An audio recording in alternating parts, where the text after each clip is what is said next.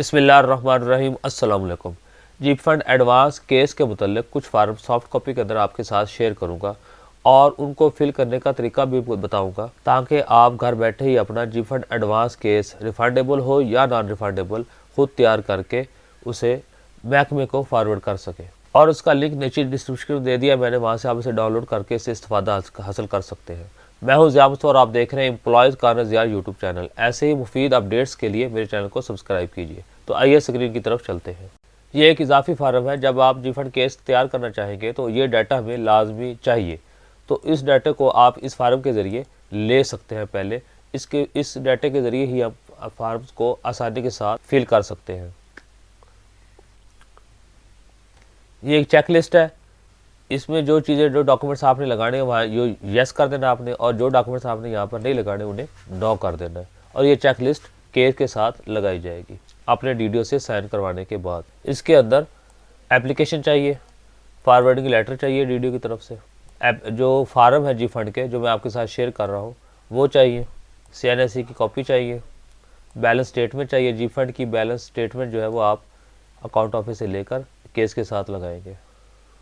Salary slip चाहिए, affidavit चाहिए, उसका नमूना मैंने दिया हुआ है नीचे, आप उसे डाउनलोड करके साथ लगा सकते हैं। किस मकसद के लिए आप जी फंड एडवांस हासिल कर रहे हैं तो उस मकसद के लिए आप साथ कुछ ना कुछ लगाएंगे, जैसे कि आप जो है वो हाउस मैप है या यूटिलिटी बिल है, प्लाट का पर्चा मलिकियत है, वगैरह वगैरह।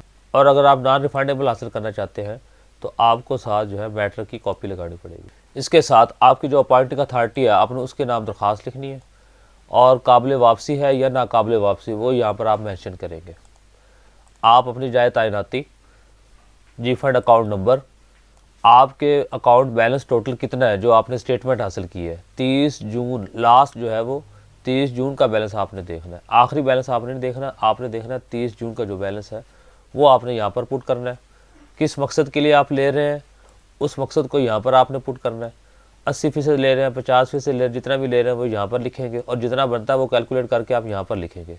काबिल वापसी है या नाकाबिल वापसी वो यहाँ पर लिखकर आप जो है नीचे अपना एड्रेस, अपना नाम और जाए तैनाती लिखकर अपने साइन करके ये आपकी एप्लीकेशन मुकम्मल हो जाएगी।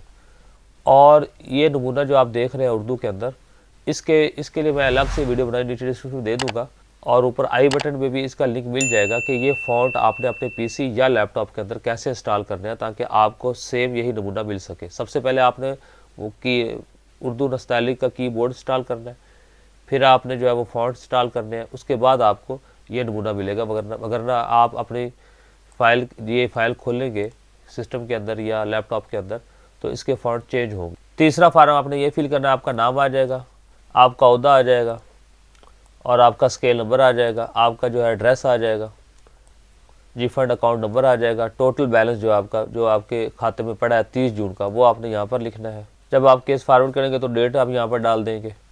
आपने जो लास्ट एडवांस लिया होगा उस एडवांस की डिटेल आपने यहाँ पर डालनी है। अगर आपने लास्ट एडवांस नहीं लिया तो आप इसको नील रहने दें। अगर आपने लास्ट एडवांस लिया है, जब भी लिया है, तो वो उसकी अमाउंट कितनी थी और किस मंथ में वो ड्रा हुआ था, फाइनल पेमेंट जो है वो किस मंथ में जो है वो ख़त्म हुई थी, आपने वो सारा आपने यहाँ पर लिख देना है। 10 नंबर कॉलम के अंदर amount of advance applied for, यानी कि वो 80% अगर आप ले रहे हैं तो 80% रकम कितनी है वो आपने यहाँ पर लिखनी कैलकुलेट करके, और वो रिफंडेबल है या नॉन रिफंडेबल है उसको आपने यहाँ पर वाज़ा करना है। और 11वें रो के अंदर आपने ये बताना है कि आपने वो एडवांस किस मकसद के लिए ले रहे हैं। और 12वें रो के अंदर आपने अपनी बेसिक पे बतानी है, जो आपकी मौजूदा बेसिक पे चल रही है आपने वो बतानी है। अगर आप नॉन रिफंडेबल ले रहे हैं तो आपने अकसात बतानी है, 36 अकसात है या 24 है या 12 है या 18 है, जितनी अकसात भी है वो आप यहाँ पर मेंशन करेंगे। और जितना आप रिफंडेबल इस्तेमाल कर नॉन रिफंडेबल बैलेंस लेना चाहते हैं उसको उतनी अकसात पर तकसीम करके उसकी जो अमाउंट होगी वो आपने यहाँ पर लिखनी है, और पर मंथ आपने उसे वापस करना है। ये इंस्टॉलमेंट बनानी है हमने।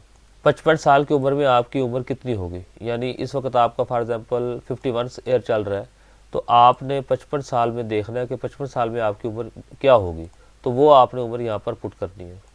नीचे आपने डेट, सिग्नेचर और अपने हेड से डीडीओ पावर से जो है वो यहाँ पर सिग्नेचर करा के इसे फॉरवर्ड करवाना है। इस फार्म के अंदर राइट साइड पर आप अपनी पिक लगाएंगे लेटेस्ट, आपका नाम, आप फादर नेम, डेजिग्नेशन और स्केल नंबर दोनों आप लगा देंगे यहाँ पर। जी फंड नंबर आ जाएगा आपका, CNSE नंबर आ जाएगा, आपकी जाए तैनाती आ जाएगी, प्लेस ऑफ पोस्टिंग आ जाएगी, आपकी डेट ऑफ बर्थ आ जाएगा, आपका डेट ऑफ अपॉइंटमेंट आ जाएगी, बैंक का नाम और उसका अकाउंट नंबर मुकम्मल आपने यहाँ पर लिख देना है। आपका जो एड्रेस है घर का वो आपने यहाँ पर लिख देना है। पर्सनल नंबर आपने यहाँ पर लिख देना है। कॉस्ट सेंटर आपने यहाँ पर लिख देना है, BY BH या जो भी है आपके ज़िले का या तहसील का।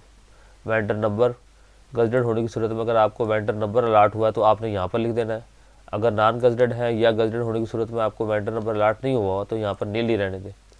तो जो आपने अमाउंट लेनी है, विड्रा करानी है, वो आपने यहाँ पर लिखनी है। टोटल का 80% या जितना भी आप लेना चाहेंगे वो अमाउंट यहाँ पर लिख देंगे। नीचे आप अपने DDO से साइन स्टैम्प करवाएंगे और अपने 3 सिग्नेचर और अपने 3 थंब यहाँ पर लगाएंगे। 3 सिग्नेचर आप यहाँ पर लगाएंगे। तो इसको आप जो है वो अपने DDO से साइन करवा कर फॉरवर्ड कराएंगे। ये स्टाम्प का नमूना है।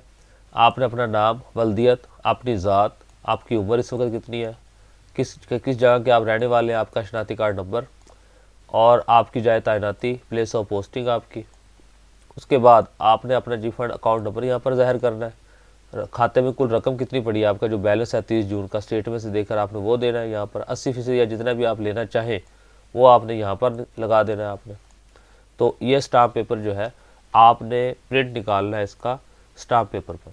इसकी सेटिंग स्टाम्प पेपर के मुताबिक की हुई है, आपने जस्ट चेंजिंग करके इसका प्रिंट आपने स्टाम्प पेपर पर ले लेना। जब आप एडवांस हासिल कर चुके होंगे तो आप अगर नॉन गजटेड हैं तो सर्विस बुक पर ये एंट्री डालकर आपने अपने DDO से साइन और स्टैम्प करवाने। इसका नमूना भी मैंने आपके साथ शेयर कर दिया। इस पूरे केस का लिंक जो है नीचे वीडियो के नीचे डिस्क्रिप्शन में मौजूद है, आप वहाँ से इसे पूरे केस को डाउनलोड कर सकते। इस केस को तैयार करने के बाद इसका प्रिंट लें आप, और प्रिंट लेने के बाद जो चेकलिस्ट आपके साथ शेयर की है उस चेकलिस्ट के मुताबिक आप तमाम ज़रूरी डॉक्यूमेंट्स इसके साथ लगवाएं और अपने DDO से तमाम डॉक्यूमेंट जो आपने साथ लगाए हैं उसे अटेस्टेड करवाएं। अटेस्टेड करवाने के बाद थ्रू प्रॉपर आप इसे फॉरवर्ड करवाएं। फिर अकाउंट ऑफिस जाएगा, अकाउंट ऑफिस से जो है वो वेरिफिकेशन के लिए वापस आएगा बैंक में वेरीफाइड करके फिर दोबारा वापस भेजेगा। आपका जो है आपकी सेक्शन होगी, एक सेक्शन लेटर बन जाएगा आपका।